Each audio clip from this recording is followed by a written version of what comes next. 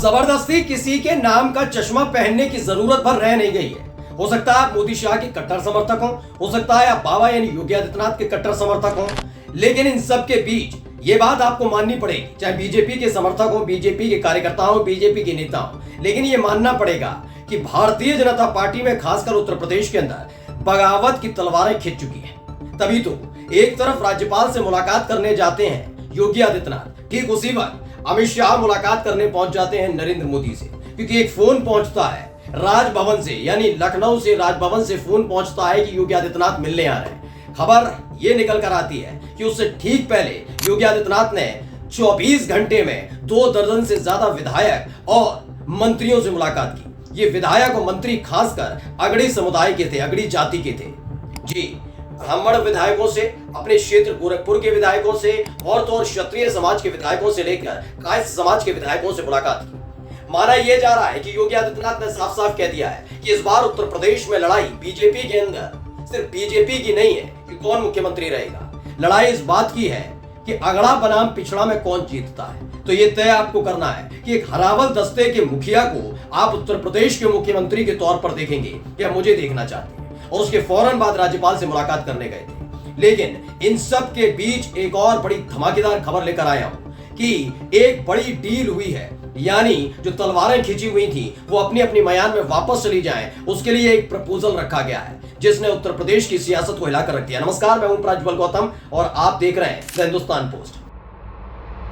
सबसे पहले खबर दिखा रहा हूं, ये खबर देखिए। इंडिया टीवी ने खबर छापी, यूपी में सियासी हलचल तेज, शाह से मिले पीएम मोदी और राज्यपाल से मिले सीएम।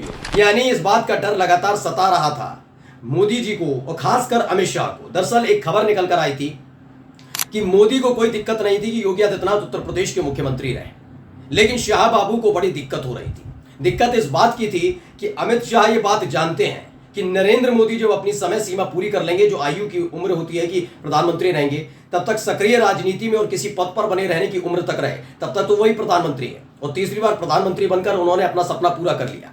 लेकिन जब जब ये पूछा जाता है कि बीजेपी में मोदी के बाद कौन, तो कोई अमित शाह का नाम नहीं लेता, हर कोई योगी आदित्यनाथ का नाम लेता है। तभी ये कहा गया, अंदर खाने से खबर थी कि अमित शाह चाहते थे योगी आदित्यनाथ को मुख्यमंत्री के पद से हटाकर साइडलाइन कर दिया जाए, जिससे उनकी राह का रोड़ा निकल जाए और जब मोदी जी रिटायर हो तो अमित शाह प्रधानमंत्री पद की कुर्सी पर बैठे। हर कोई प्रधानमंत्री बनना चाहता है, इसलिए जैसे ही खबर मिली योगी आदित्यनाथ मुलाकात करने राज्यपाल से पहुंचे हैं, वैसे अमित शाह मोदी जी से मुलाकात करने पहुंच गए। ये सारी खबरें निकल कर आई, लेकिन उससे पहले योगी आदित्यनाथ ने क्या कुछ किया था वो मैं दिखाने जा रहा हूं। अब एक एक करके नाम पढ़िएगा, बहुत जबरदस्त नाम है सब।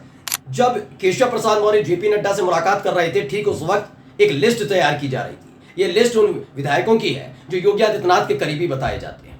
योगी आदित्यनाथ ने, आप देखिएगा उनके ट्विटर हैंडल पर जाइएगा, आप देखेंगे 4 जून के बाद इतनी तादाद में कभी विधायक मंत्रियों से मुलाकात योगी आदित्यनाथ ने नहीं की, लेकिन 10 जुलाई के बाद लगातार वो मुलाकात कर रहे थे। लेकिन पिछले 24 घंटे में, यानी केशव प्रसाद मौर्य के दिल्ली पहुंचते और एक खबर मिलते कि जेपी नड्डा से मुलाकात हो रही है, उसके फौरन बाद ही विधायक और सांसदों को बुला लिया था। मैंने खबर भी दिखाई थी, लेकिन अब देखिए इसकी तस्वीरें भी है, ये पढ़िए।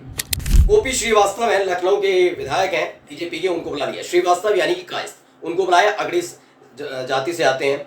अपनी पार्टी के और अपनी सरकार के एक मंत्री मनोहर लाल पंत उर्फ मन्नू कोरी, इनको भी बुला लिया कि भाई आप देख लो आर पार की लड़ाई किधर खड़ा होना है।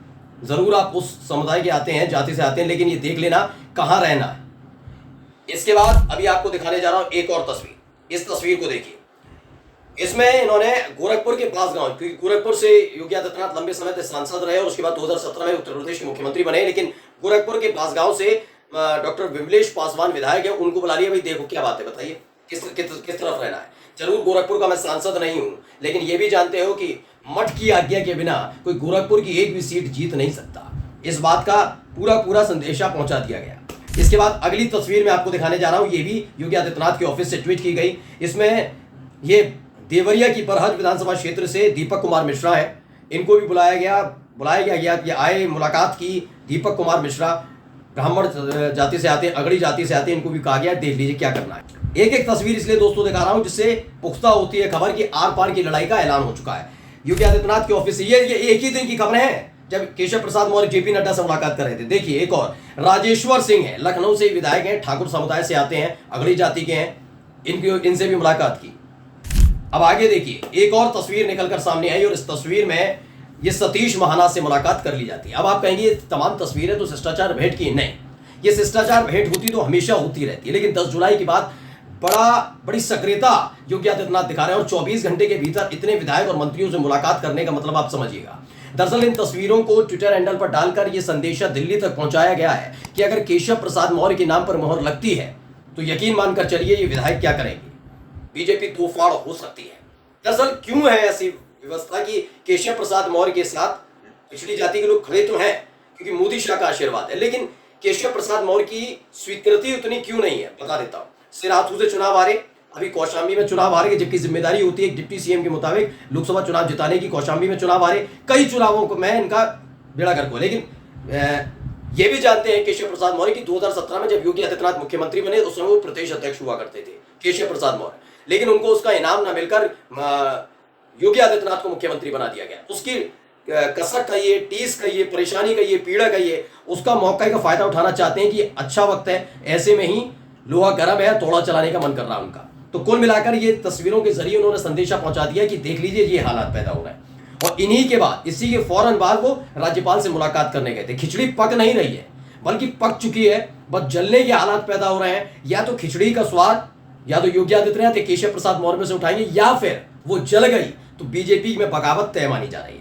अब इन सब के बीच खबर यूपी तक ने भी छापी, क्या लिखा, यूपी में सीएम योगी आदित्यनाथ की कुर्सी खतरे में, सामने निकलकर आई अंदर की विस्फोटक खबर यह है, अंदर खाने से, मेरी द हिंदुस्तान पोस्ट की खबर नहीं है, खबर यह है, देखिए मनी कंट्रोल ने भी छापी, क्या है, यूपी में बदल सकते हैं सीएम। ये खबर तो हर कोई दिखा रहा है, उत्तर प्रदेश में मुख्यमंत्री का चेहरा बदल सकता है केशव प्रसाद मौर्य या ये, लेकिन माना जा रहा है कि रोड़ा अटका दिया गया है कि आपका भी सम्मान है, मेरा भी सम्मान है। अगर आप बीजेपी में बगावत नहीं चाहते तो एक काम करिए, काम वो ये कि सिर्फ मैं नहीं हटूंगा, दोनों डिप्टी सीएम भी हटेंगे। जी आगे पढ़िए, क्या यूपी में बदल सकते हैं सीएम और डिप्टी सीएम। दरअसल केशव प्रसाद मौर्य के साथ साथ ब्रजेश पाठक को लेकर भी योगी आदित्यनाथ नाराज चल रहे हैं। वजह क्या है मैं बता देता हूं। जब कोई बैठक बुलाई गई तो ब्रजेश पाठक और केशव प्रसाद मौर्य दोनों कन्नी काटते नजर आए। हाँ जरूर, जब बीएल संतोष की मौजूदगी हो क्योंकि मोदी शाह के करीबी है तो ब्रजेश पाठक भी पहुंचे, केशव प्रसाद मौर्य भी पहुंचे, लेकिन जब योगी आदित्यनाथ ने कोई बैठक बुलाई तो ये आए नहीं।